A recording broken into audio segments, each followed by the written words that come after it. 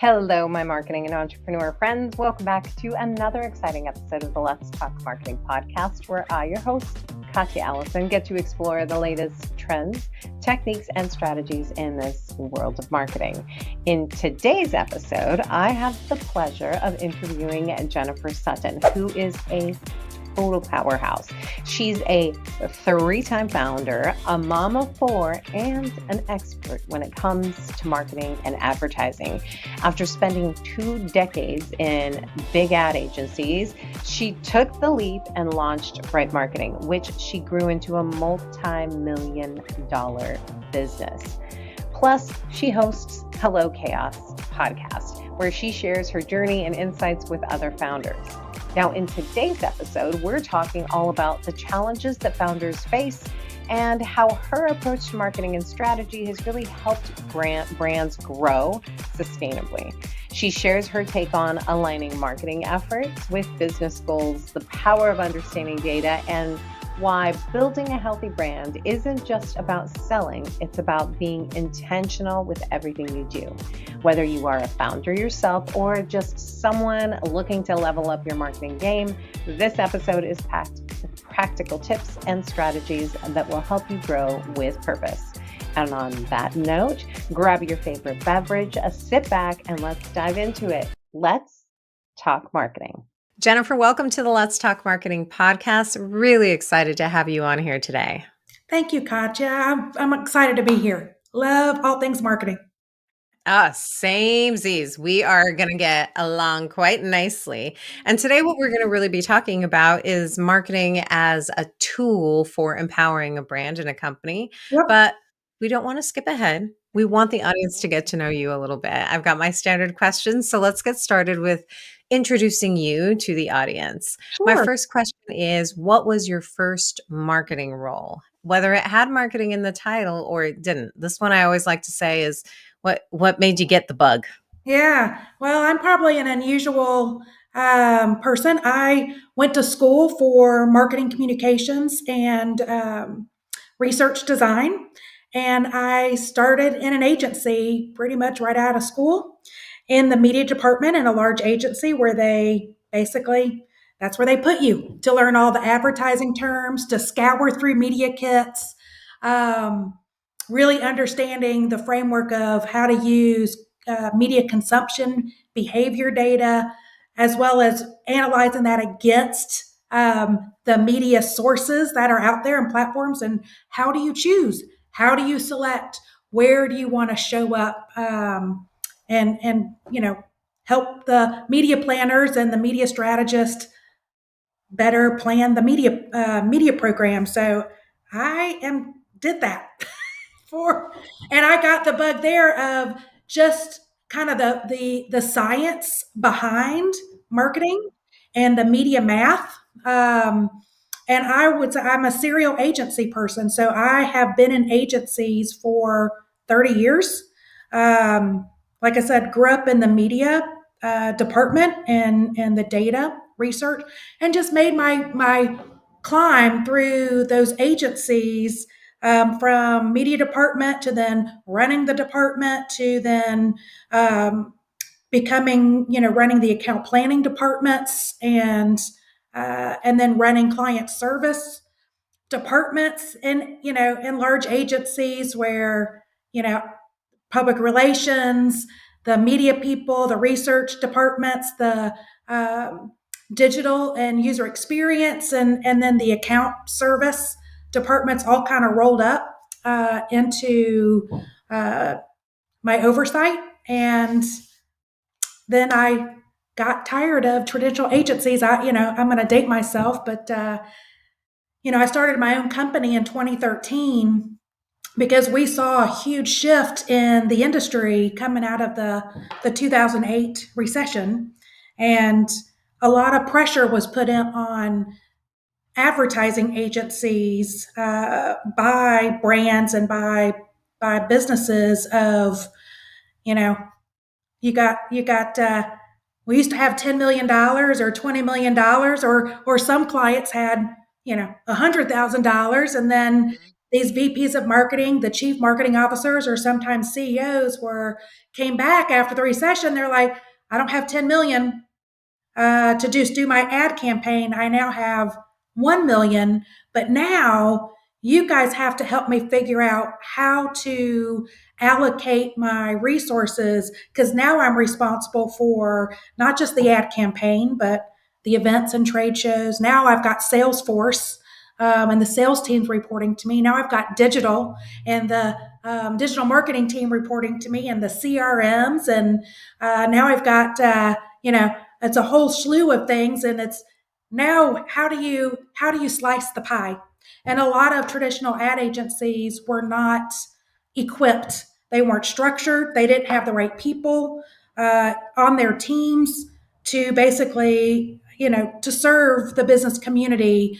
If you had those lot of money to be able to afford some of the bigger agencies, you kind of rode the storm. But if you were a midsize or a smaller business, that thinking wasn't available to you.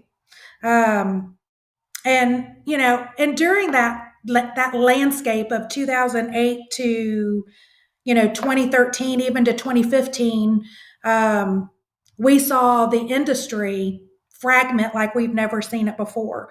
And that was due after 2008 recession. 40% of all ad agencies closed their doors in the US.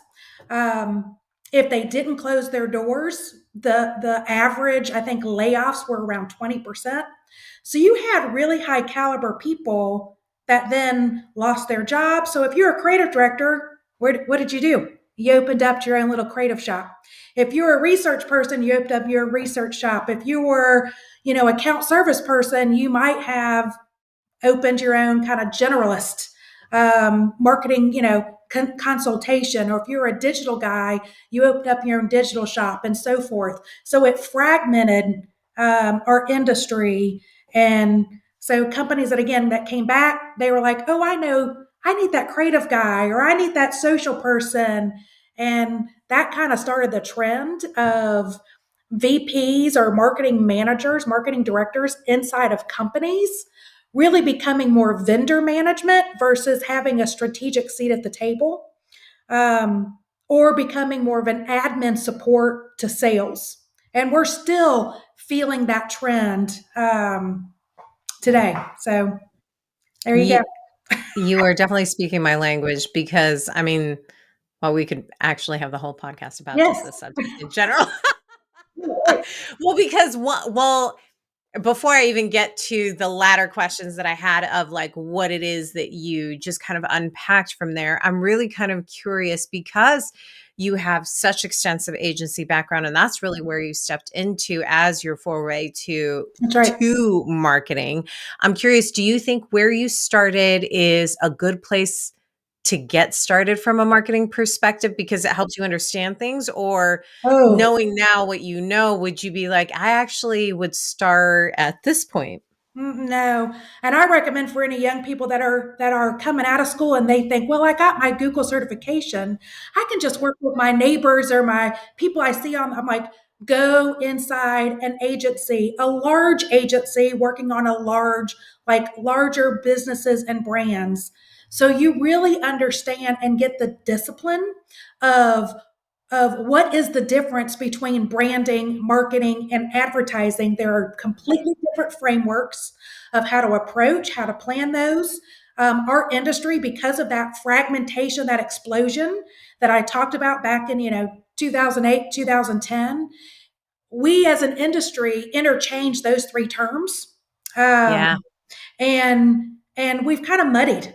We and it makes it very difficult for growing businesses, owners, I call it the owner operators of businesses, or even like midsize that maybe haven't been able to hire that blue chip agency. They don't get that level of thinking. And so we've seen also a lot of people coming into agency space, um, that just they're working for very small or very boutique, or boutique niche and they're just not getting that level of thinking. That I'll call big agency thinking, because it's the processes, it's the approach of what made Apple Apple, what made Google Google, what made Michelin Michelin, that can be applied to a startup that's that's Yes. a baby. So it's and so when these businesses go out and go, they don't know what questions to even ask agencies, so they're getting they're buying what they think is what they need, but they're buying a task, but they're not doing it to um, from a strategic perspective. Yeah, I It's was a just short gonna say term. that.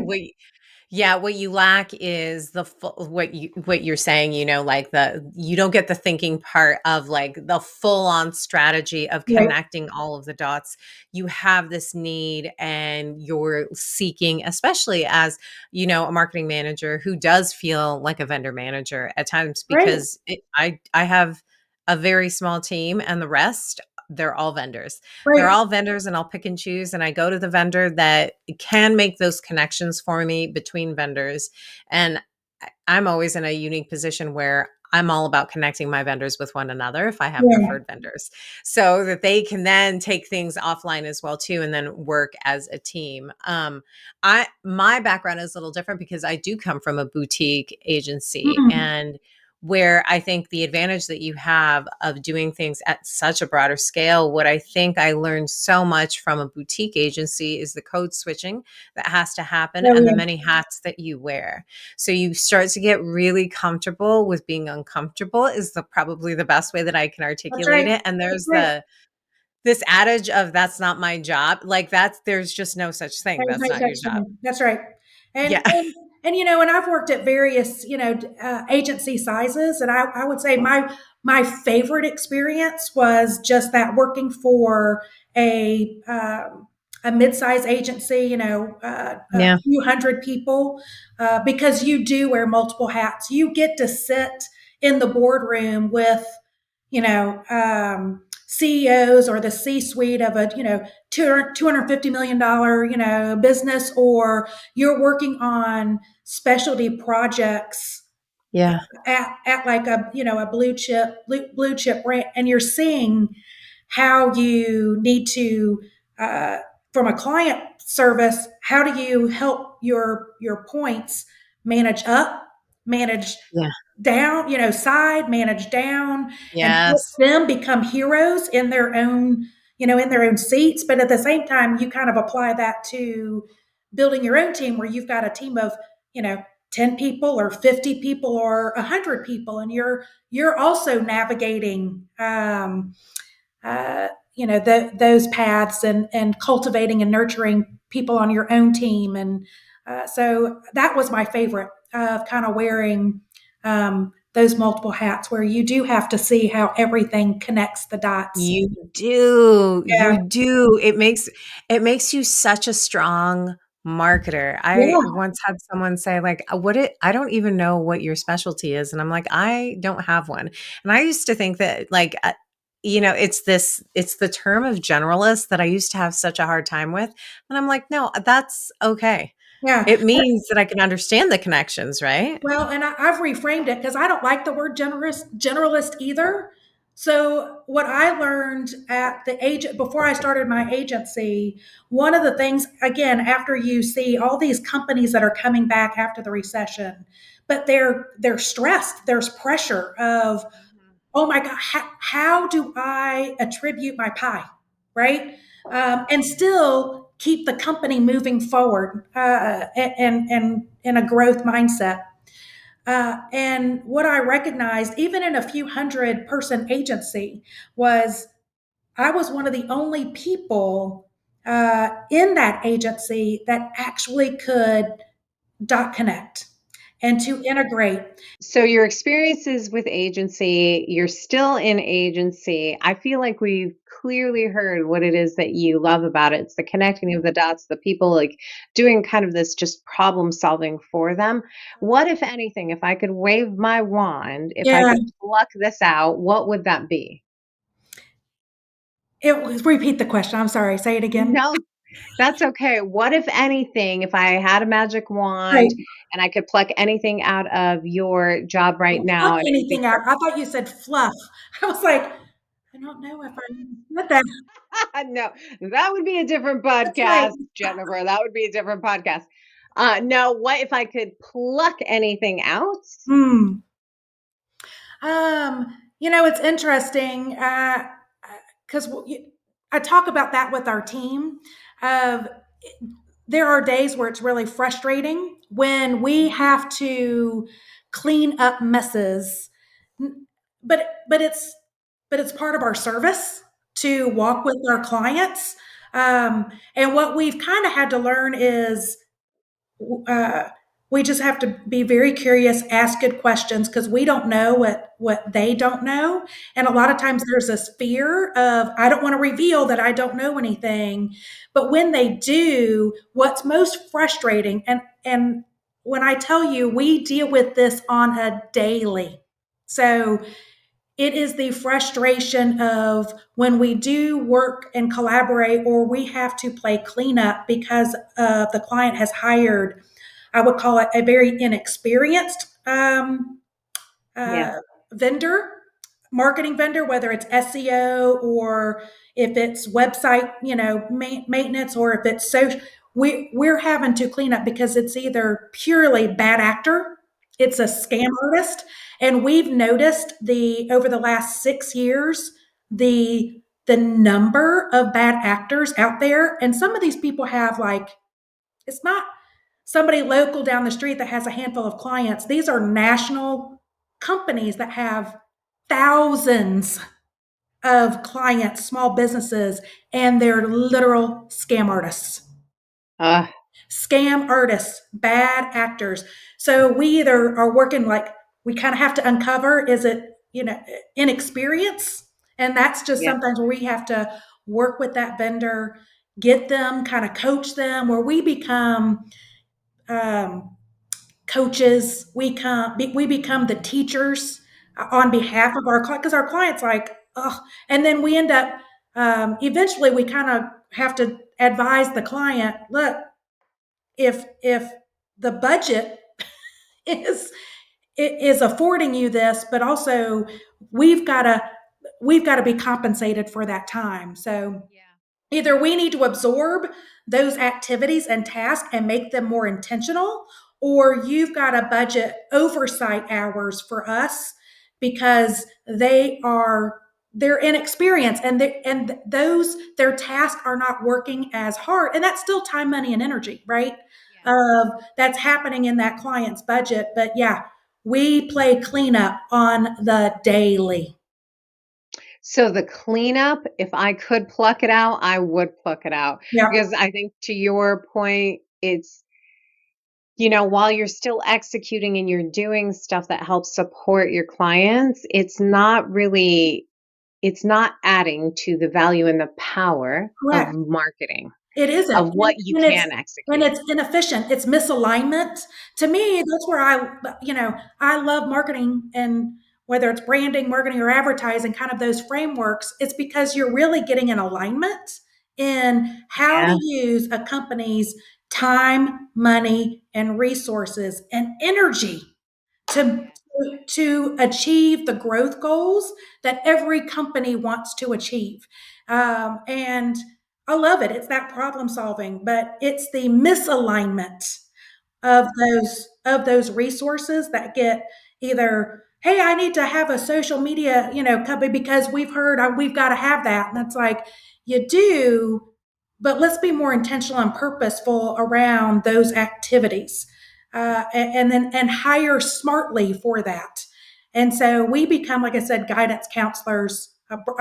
We're brand therapists, we're marketing counselors, we're coaches, we're advisors on the daily. But Well, and I think that that's actually such a great segue as we're talking about like the power of marketing for brands to just kind of start with the basics. I'd love to know, how do you see marketing as a tool for empowering hmm, businesses today and really helping them grow? yeah. That's a great question. Let's start with even the basics when I talk about these different planning frameworks. Is that when people think, what's my go to market strategy? I think there's a lack of clarity of what marketing is. I've heard marketing people go, oh, well, marketing is down here. That's communication. Um, or that's just a support to sales. That's what marketing. It's like, no, no, no. Marketing is everything. It's taking your business strategy, your business plan, and how does it come to life? And that's in that greater market. So you talk about empowering. It literally is your tools. It's your levers of, if I have this giant toolbox, how am I going to, operate that toolbox, those levers that I'm going to push and pull to move if you talk about sports analogy, like in football, how do I move the ball on the field faster with more wins under my belt? So when we look at like that framework, branding is, the business strategy is this is what I want to do. This is the category I'm in, and I want to achieve, going from 50 million to 150 million in 5 years, right? Yeah. That's the business goal, business strategy. Well, how you do that is you've got to first go, well, what's my brand, right? That's the center of it. Who is the audience I'm serving? How am I solving their pain points? What's the value in that? I've got to be relevant and meaningful to solving that problem and differentiated, right? What's that Yeah. voice, my personality? How am I presenting myself? And we call that's the what message, getting all that defined. And then that marketing is then the how. How am I going to convey that what message? How am I going to convey that and to my people, my sales team? How is my sales team going to convey that to then the audience that they've got to sell to, whether it's B2B or B2C? How is that conveyed on my website? How is that conveyed in my product mix and my product value or my service value? How does that get conveyed if I'm a storefront? My physical presence, or not just, and then when you walk in the store, how is that conveyed in the store as you walk through? How is that conveyed in the processes? That if I say I'm a brand that represents ease of doing business with, I better have my processes in place to empower my people to deliver on that brand promise, because that's the what. So that's where everything gets shaped by how I come to market, how that brand message is conveyed across every single touch point, and everybody that delivers that touch point. And then advertising framework, I think, to bring some clarity around there is how do you figure out where then to show up? Where is that message? Where does that need to be conveyed to get people to think differently, to act differently, to feel something? And when we say advertising, that's in the four media buckets. Again, those are levers, right? Where does my time, money, and resources need to be spent in paid media, social media, earned media, and owned media? And there might be a different mix, different weighting. And this is where I think, a lot of smaller companies or inexperienced marketers get lost, is because they jump in and go, I am in charge of doing this task, social media. And they have no knowledge, nor do the people that they're reporting to might not have given them instruction of how am I using these platforms, these tools to go back to adding value to the company. So you've really got to determine, again, how those, the 7 P's of marketing, how are those things being used to empower your brand to achieve the results that you need? And then advertising just becomes the offset of really choosing the where. Where do I need to be to inform people? Where do I need to be to educate people? Where do I need to be to motivate and inspire people? The decisions become much easier as you really think through your brand and you get clarity around that what, the why and the what and who we're serving. Once that's defined, it's really easy then, much easier to go, okay, I, we're all about service and convenience, and I want to be a friendly, fun, welcoming brand. Your choices of what you do in determining where the place that you're going to sell. Is it going to be online? Is it a bricks and mortar? How do people? What's the experience people have? I need to train my people to then convey that. I mean, look at Chick-fil-A. That their brand is all about convenience and kindness and service, but they work really, really hard in their people management, their training, even their uniforms that they've chosen are aesthetically uh, uh, pleasing for the employee to feel good about working there. So they convey that kindness. So those decisions just trickle down, but it starts with the brand. And then where you show up, those decisions become much easier when you're like, my audience is here, right? I'm serving this audience, but I can only afford to target this small window because I only have the budget to spend in this market. Which ones of the advertising buckets do I need to spend my time, money, and resources to move the needle forward?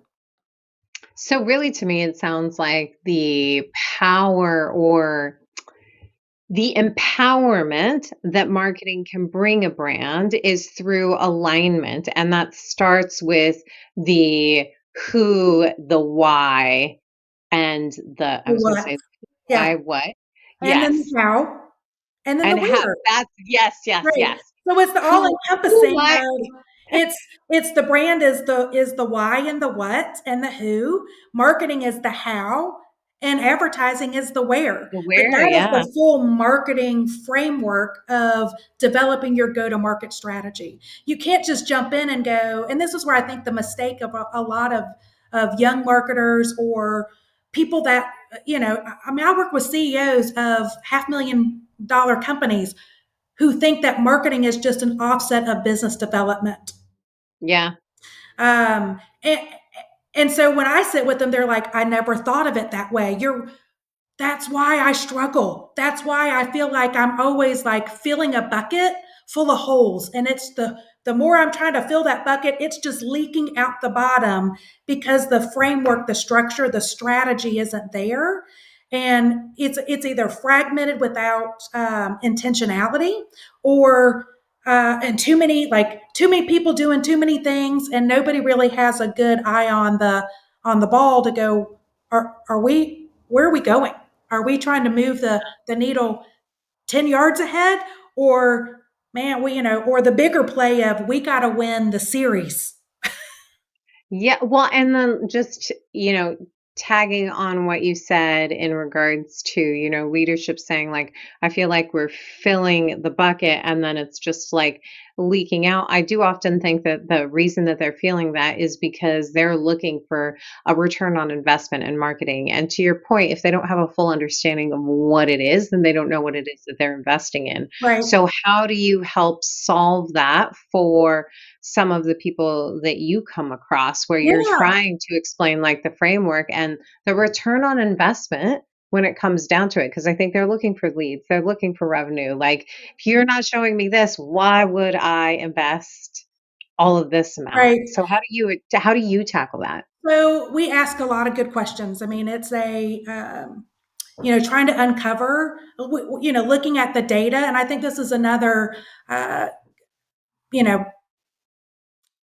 inexperience. Like if you haven't been exposed to the difference between data and an insight, um, Mhm. I think CEOs or C-suite, they're looking at data points, but they don't know what the insight, what is that data telling me? The So story. what's the story? So we Hmm. look at it and go, all right, 60% of your customers are female. Why? So a lot of it's just like sitting down going, or they go, my audience is this men 40 and older. Why? Why do you think that? Have those points been validated? Um, is it just because that's the only place that you've been spending money, or is that the as you look at the market, is that what your product or service? Can it not solve other people's problems? So it's just Yeah. going and like asking why. Um, I think we look at a data point and go 60%, it's all females. Let's figure out why. Why are they buying from us? And so, after you ask maybe 2 or 3 questions, it's, oh, that women feel empowered by my product.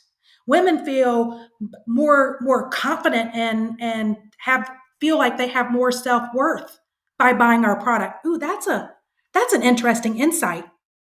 We can craft stories around that.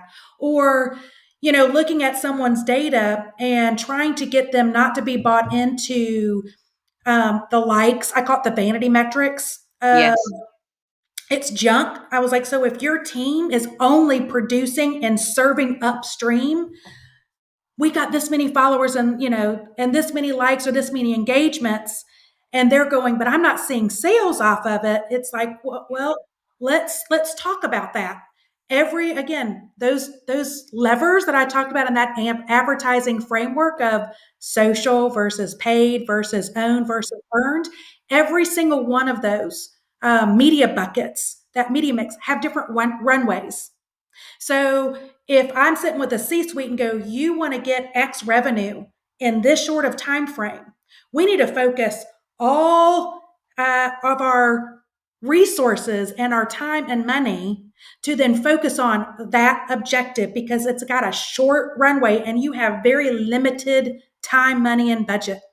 Um, but you can't sacrifice the greater pipeline.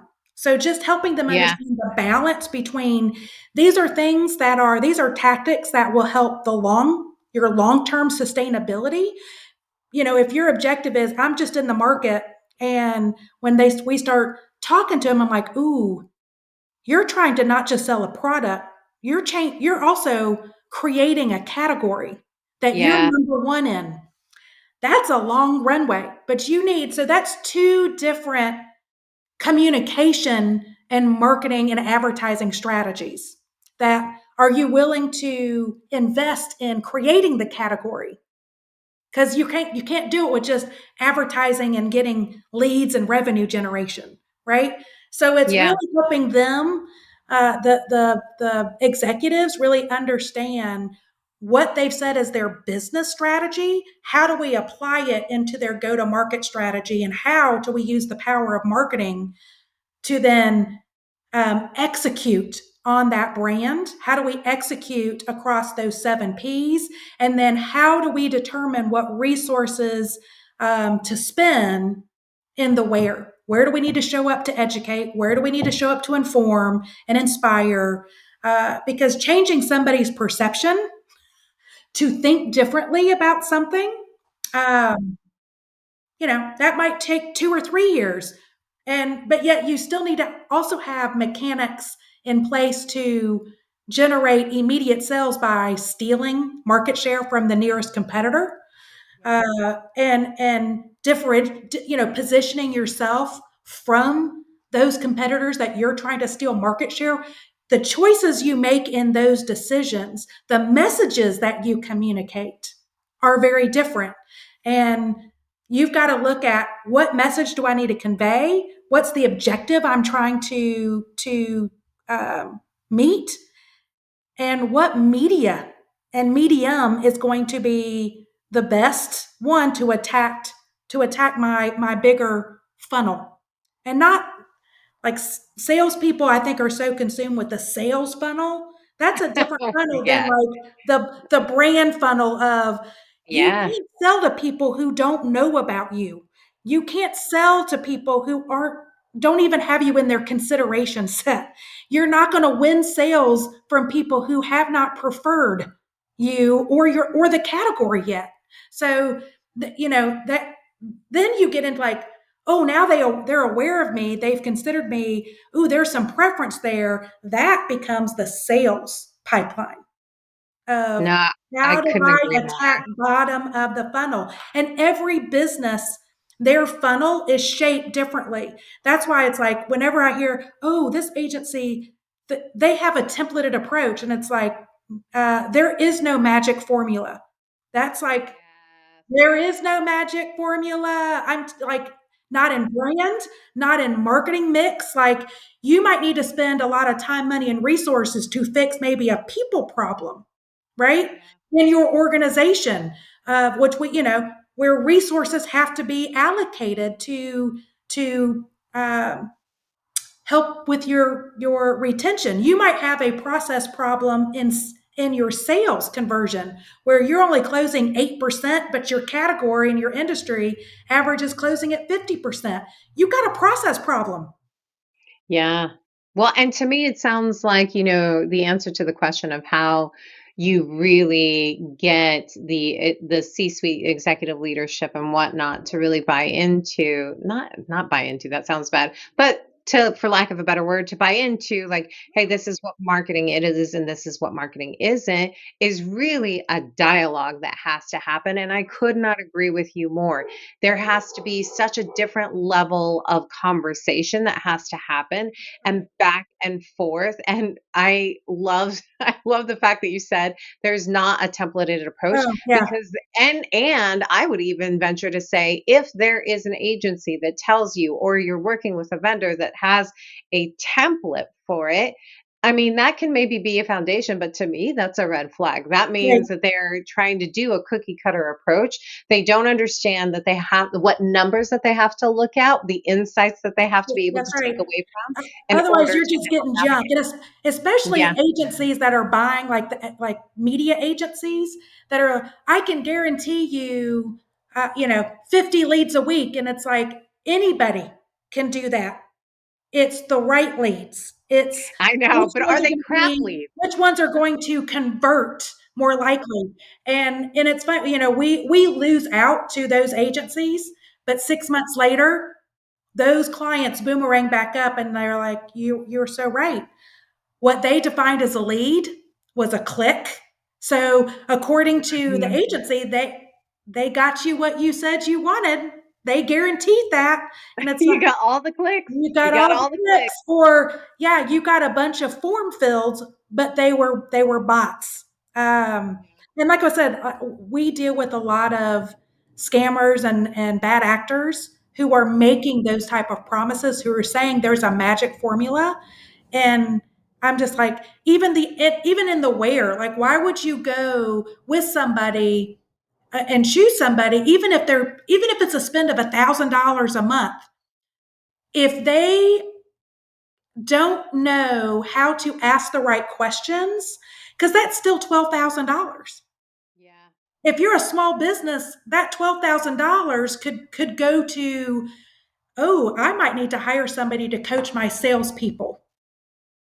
Um, And I'm glad that you brought up like the small businesses, because I think like anybody listening can also get very overwhelmed with, one, how passionate we are about this, right, but right. two, also like I don't even know where to start. So if I'm a small business, what do you think every business owner can do to really get their marketing on track? What Yeah. kind of advice can you give someone? So I do business coaching in a minority business accelerator in the country. I was a Goldman Sachs 10,000 small business alumni, and I give back to that community as well as my local community. So I this is what I tell these small businesses is start with the brand. Um, Okay. go and do three simple like our process will go deeper, but if you just starting out, or if you're trying to get clarity, do these three exercises. You can do these if you're just a business owner, you don't have anybody else that can participate.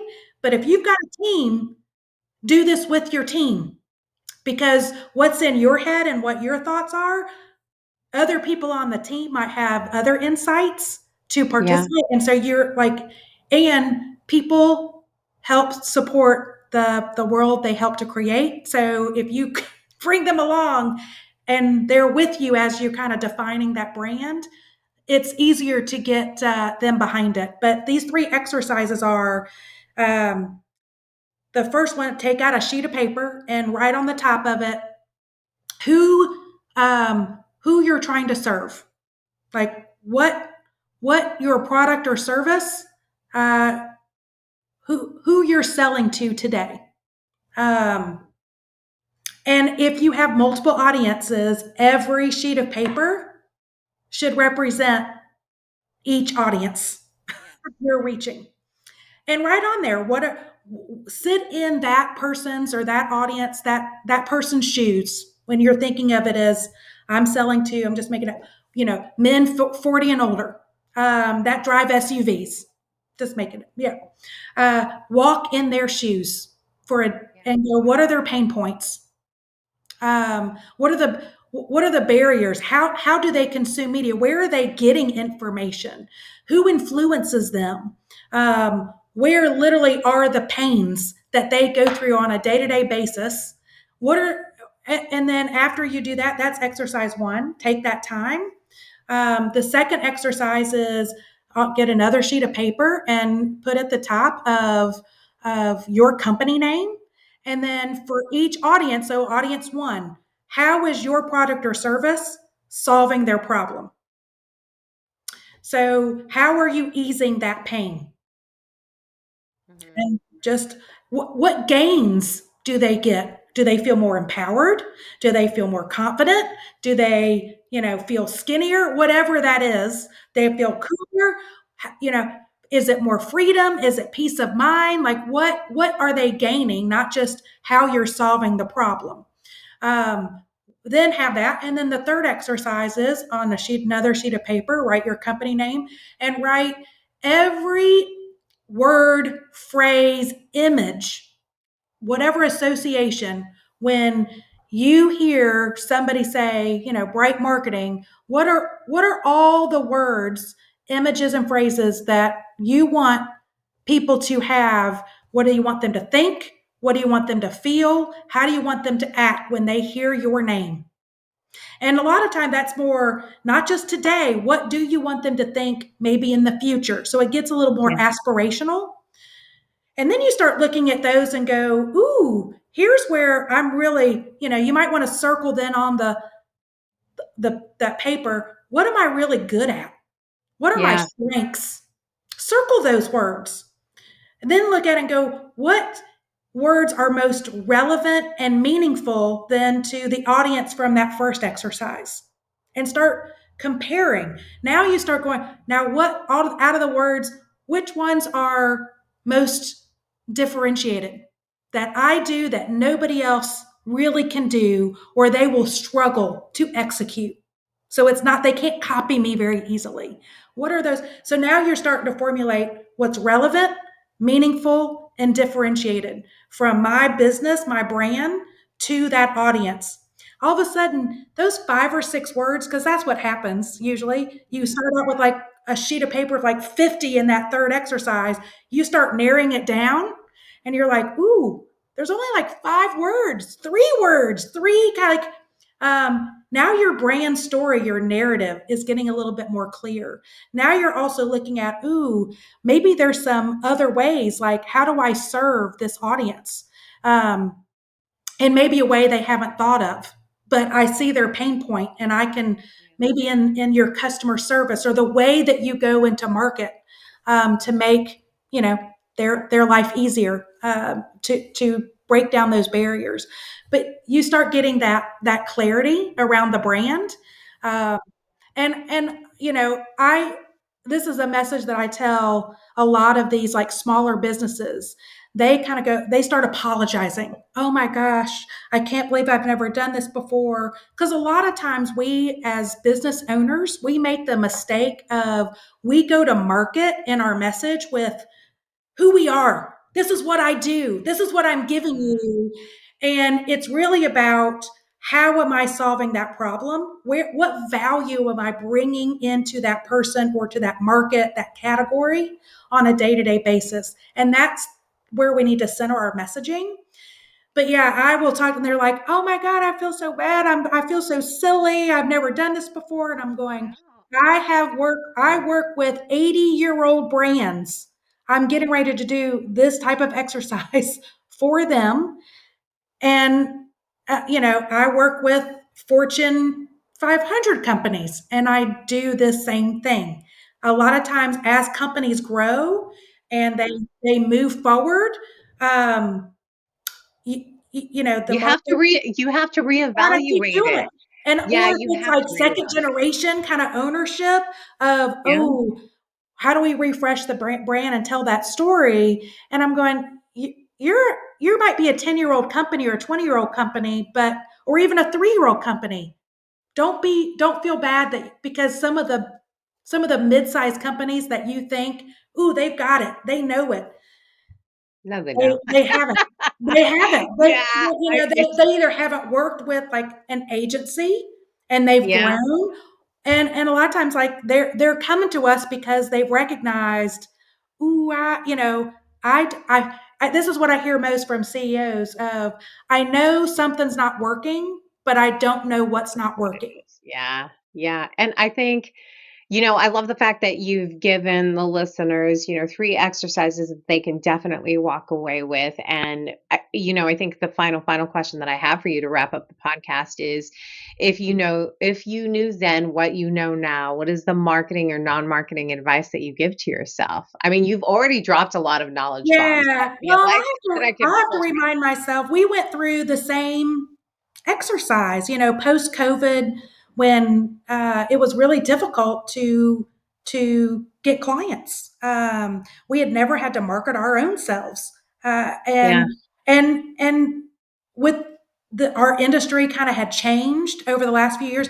We had to do the same thing, like go back and reflect, who are we trying to serve? We went through Mhm. this, like, do we need to change how we do business? Do we need to, we uncovered, um, yeah, we don't talk about the science side, or I call it, we're the integrators, the alignment, the power of that alignment, the power of integration, the power of the art and science of marketing. It can't just all be about creativity and storytelling if it's not rooted in the foundation of strategy and data and insights.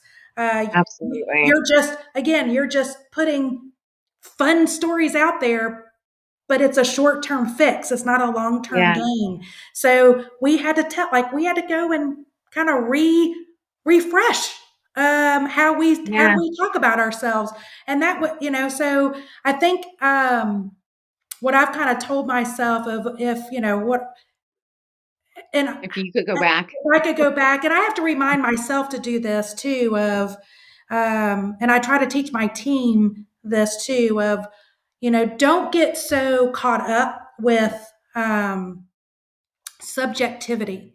Make sure whatever commentary we have with our clients, their feedback, as well as anything that we're doing, that we're putting out there, it needs to have the foundation of, or the filter of, what's the objective, and is the feedback subjective, and what type of subjectivity is it? Like if it's just a visceral, like, well, like our clients, like, I hate red. Okay, that's, well, uh, is that rooted in something where we're never going to win? So we've got to address that. Or is that a coaching moment that we've got to stop and go, how do we therapize past this? Uh, and that you've seen that in your teams, and I've had to Yeah. coach like in leadership when they're getting the was like feedback by committee. And I'm like, for like a brand story or an ad campaign, and Yeah. and it's like a new VP of marketing or a new chief marketing officer, kind of maybe in that caliber of role, and they, we have to remind them, make sure that if you want to fight the battle inside that room, or you just need to filter that feedback to go, if someone's going, oh, instead of a dash, I would rather have a semicolon. You just need to Yeah. make a mental note of thanks, but I'm not going to weight your feedback with a lot of credibility because it's not rooted in objectivity. It's not rooted in anything other than I've got no other value to add. So I'm going to I just need to say something in the room to look important. Yes. It's like, Yes. filter Oh my that God. to a Preach for sure. What a great yeah, way to wrap it up. I will always say that this is what I like to tell people when they give me like the semicolon versus colon feedback, because that's pretty much the bucket that it right. falls into. I always say, thanks so much for your feedback. I'll make a list. I'll That's make a right. note of it. I will make a note of We'll it. make a note. We'll put it under consultation. And so, but we've got a coach kind of give that confidence to those leaders because if you're sitting in an engineering firm and you get feedback from 30 engineers who really can't think abstractly. They think because this is how they consume media, then that must be how the audience consumes media. And they make a lot of assumptions and they give feedback based on personal assumptions.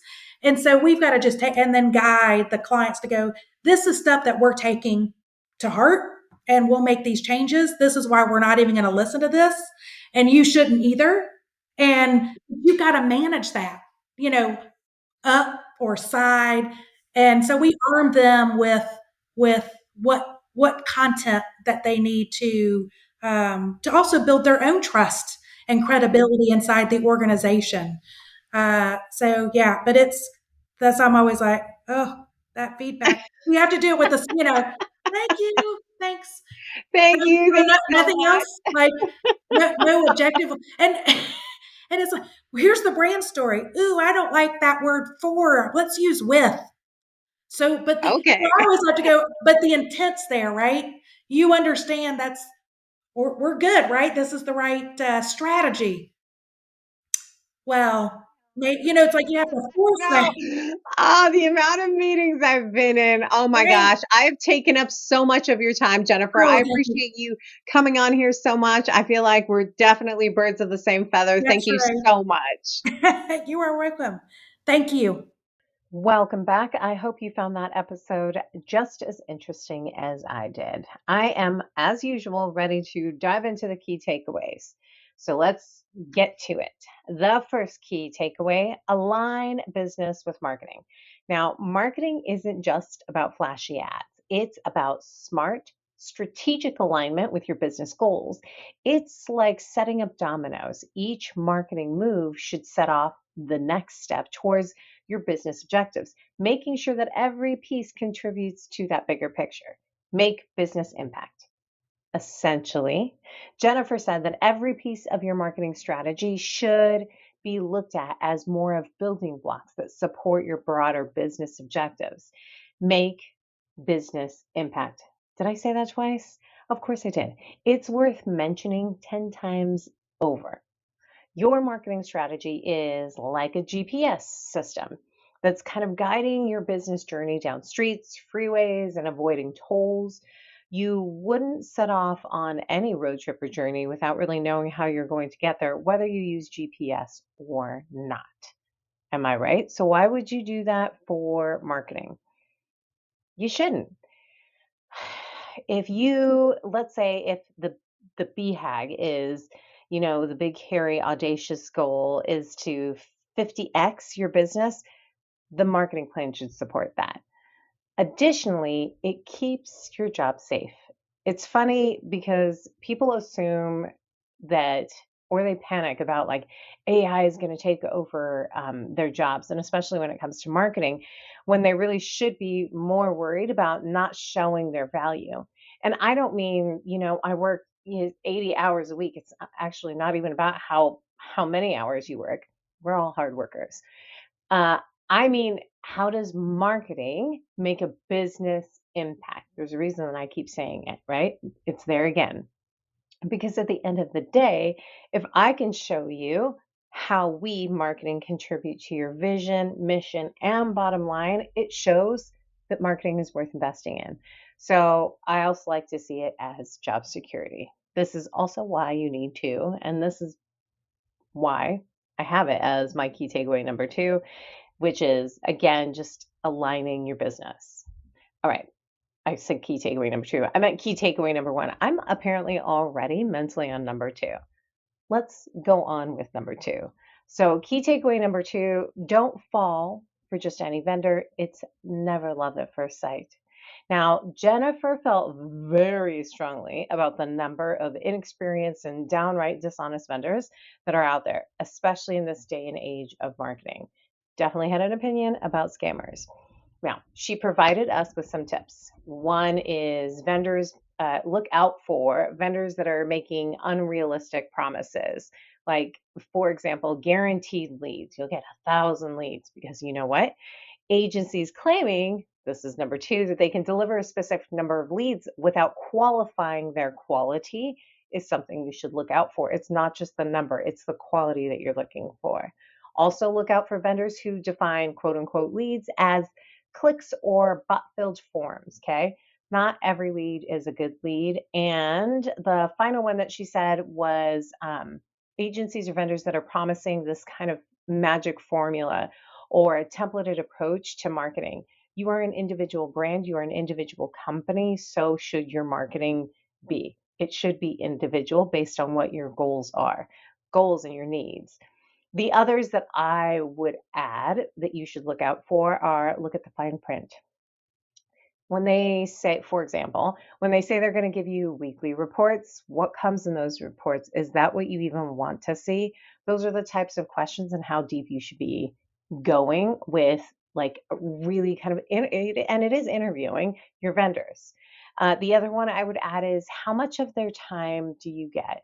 As someone who is always strapped with time, leading a small marketing team, time is money, time is bandwidth, time is resource, time is everything, right? So, how available are they going to be to you? Is there weekly, biweekly, monthly meeting?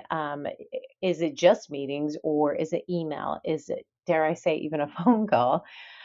Understanding the pecking order of where you are with the rest of what they're handling is very important. The key advice really seems to be, if you're not picking up what we're putting down, is asking a lot of probing questions. Look beyond the surface level metrics and be a little skeptical of vendors promising too quick, easy solutions without understanding your specific needs. Looking for good vendors is just as hard as finding a good mechanic. You wouldn't hand over your keys to just anyone, right? You need someone who's trustworthy, who can really tune up your engine and not just get you your superficial polish. You don't just need a clean car, you need one that's working. Vetting your marketing partners means that you invest in those who really add value, not just a quick fix.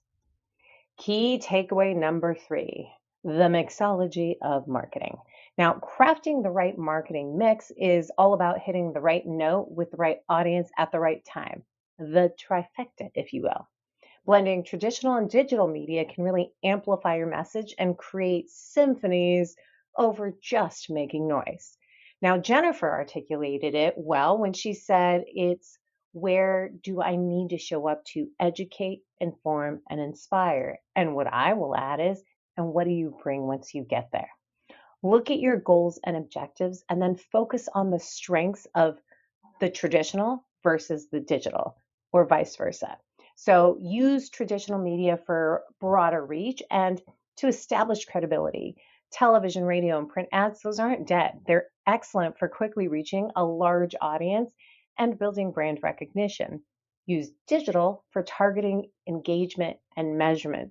Platforms like a Facebook, Instagram, or Google Ads allow you to be precise or as close to precise as you can with audience targeting that is based on demographics, interests, behaviors, titles. Digital channels are also great for engaging with your audience through interactive content, direct messaging, and social media conversations. So there's a lot at your fingertips. Combining the both means you're fully covered. Finding this right marketing mix is similar to being a good chef in a kitchen. You've got all of these ingredients: TV, social media, print, online ads, etc., etc. But knowing how much of each to use and when can turn a good dish into a gourmet feast. By mixing these ingredients thoughtfully, you ensure that your marketing not only reaches, but it resonates with your audience, making every dollar you have work harder. Now, what did you take away from today's episode? I want to hear all about it. A special thank you to my podcast editor, Johnny Ike, and thanks to you for spending your time with me today. Until next time, may the conversation flow, the laughter linger, and the outlook remain optimistic, but grounded in reality. This is Katya, signing off.